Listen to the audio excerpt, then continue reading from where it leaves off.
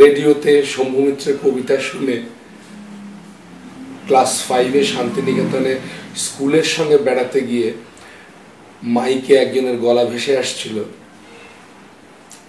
একটা রবীন্দ্র কবিতা, তখন জানতাম না, কিন্তু সে এক কবিতা বলছিল, তার একটা লাইন এখনো মনে আছে, তারপরেও মনে ছিল, কেন একে জানে এই মন্ত্র আজি মোর মনে জাগে, এরকম একটা লাইন সুন্দর করে আসছে মাইকে। অনেক ভিড়, শান্তিনিকেতনের সেই মেলা, পৌষ মেলার রকম। তা সেইটা কোনো একটা ভাবে পরে গিয়ে আমি কবিতা আবৃত্তি করব এরকম একটা মনে হয়েছিল 5-6 কিন্তু তখন। তারপরে বাড়িতে গিয়ে কবিতা কোথায় পাওয়া যায়, তো মার কাছে জানা গেল সঞ্চয়িতে রবি ঠাকুরের অনেক কবিতা আছে। কিরকম একটা মনে হয়েছিল হয়তো এটা রবি ঠাকুরেরই কবিতা, কারণ ওখানে রবীন্দ্রনাথের সব জায়গা শান্তিনিকেতন, সেই জন্য। তারপরে ওই কবিতাটাই খুঁজতে শুরু করি। সেই কবিতাটা খুঁজতে আমার লেগেছিল 5 বছর। নীলমণি লতা কবিতার নাম। নীলমণি লতা আদৌ বাচ্চাদের কবিতা নয়, প্রকৃতি নিয়ে কবিতা, বড়দের কবিতা, কিন্তু সেই কবিতাটাকে এমনভাবে শম্ভু মিত্র বলেছিলেন, একটা বাচ্চা ছেলের কানে এমনভাবে এসেছিল যে তিনি হয়তো জানতেনও না। আমি বলেও ছিলাম একদিন শম্ভু মিত্রকে মুখোমুখি কথা বলার সময় যে ওইটা আমার কবিতা শেখার প্রথম শিক্ষা শুরু হয়ে গেল। তারপরে ওই বললাম যে 11-12 পর থেকে এমনি বন্ধু বান্ধবরা বলছে, দাদারা বলছে স্ট্রিট ড্রামা করো, তাই করলাম।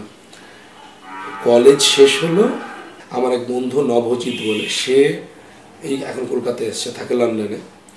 ও বলল কল্যাণীতে থিয়েটার ওয়ার্কশপ হচ্ছে, যাবি?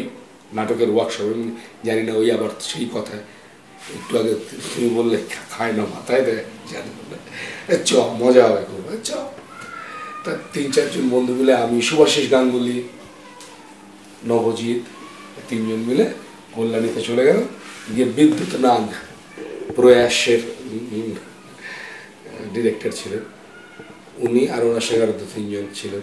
তাদের তত্ত্বাবধানে একটা স্কুল বাড়িতে 3 দিন ধরে ওয়ার্কশপ হলো, রাত্রিরে থাকা ওখানে। এই প্রথম থিয়েটার ওয়ার্কশপ কাকে বলে জানা।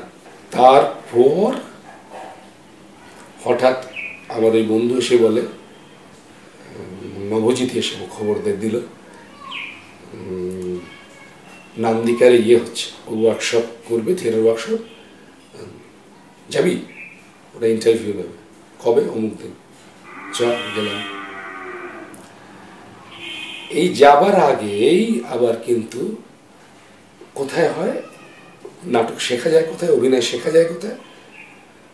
সেটা পদাতিকে, শ্যামানন্দ জালানের পদাতিকে কৃষ্ণনজি বলে, এস কৃষ্ণকুমার, কৃষ্ণনজি বলতাম আমরা।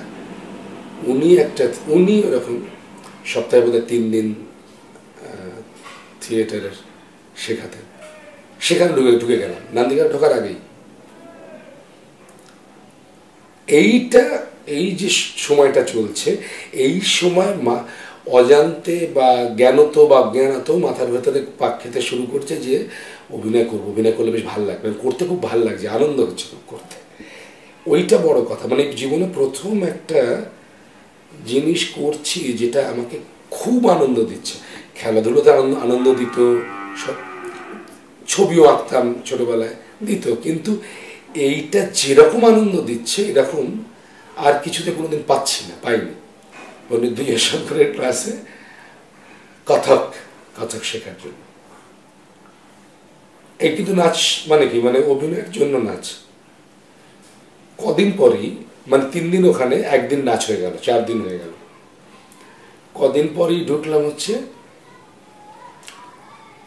ভারতনাট্যম শিখবো,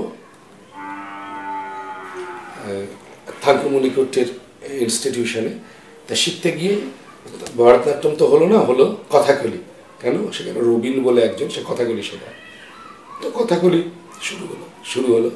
এবার কবিতা শিখতে হবে। এতদিন যে কবিতা নিজে নিজে করেছি, ওটা শেখা ঠিক শেখা হয়নি বলে মনে হয়েছে। কাজে কবিতা আবৃত্তি কি করে করতে হবে।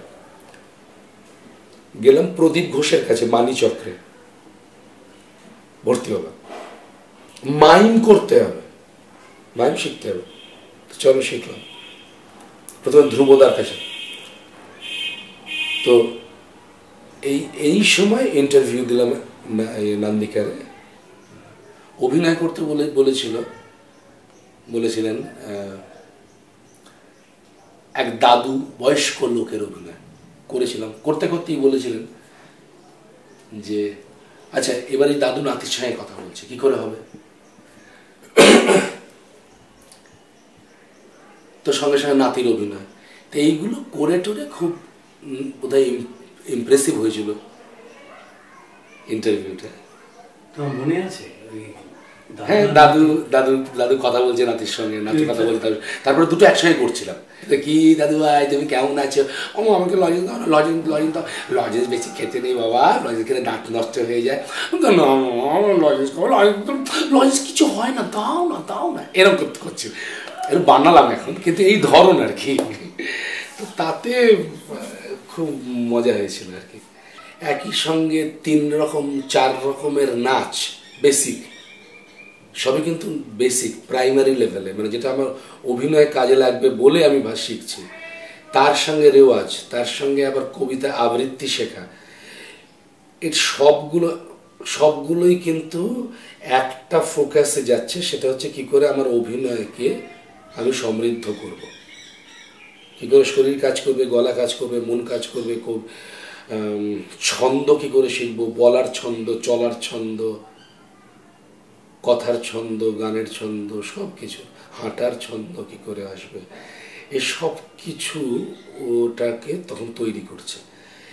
এই প্র্যাকটিসটা তখন হয়তো সৌভাগ্য আমার যে মাথার ভেতরে বা এর চারপাশ থেকে এইটা মনে হয়েছিল যে ওটা শুরু হয়ে গিয়েছিল করা। যেদিনকে ইন্টারভিউ লিস্ট বেরোলো সেদিনকে গিয়ে দেখি লিস্টে আমার নাম নেই। আমি আর শুভাশিস গাঙ্গুলি দুজনে ফিরে আসছি, ওরও নেই আমারও নেই, মনের কষ্ট। তো হঠাৎ ওই একজন ছেলের সঙ্গে দেখা, তাই সে পরিচয় হলো, আমি মনে হলো সেও ওখান থেকে ফিরছে। সে বললো হ্যাঁ তার তো হয়ে গেছে। কি নাম তোমার? ও বললো দেবশঙ্কর হালদার। তুমিও হালদার? তা আমিও হালদার। এই বলে তাই কিন্তু তোমার জিজ্ঞেস করে হয়নি? আমি বললাম না আমার তো কিছু হয়নি, এটা খারাপ লাগছে আর কি। ও তখন বললো যে মনে হচ্ছে আর একজন হালদার দেখলাম আমি লিস্টে। এমন করে বললো, আমার মনে হলো সত্যি আমি কিছু মিস করলাম নাকি। তো আমি আবার ফিরলাম, ফিরে গিয়ে দেখি লিস্টে দেখতে গিয়ে দেখি একদম প্রথম নামটা আমার। মানে এই প্রথম জীবনে আমি কোনো একটা পরীক্ষাতে ফার্স্ট হয়েছি, প্রথম জীবনে প্রথম ফার্স্ট হওয়া কি এইটা প্রথম জানতে পারলাম কলেজ শেষ করার পরে। এইটাও একটা খুব বড় আমাকে উৎসাহ, প্রেরণা, ভালো লাগা, আনন্দ সব দিল।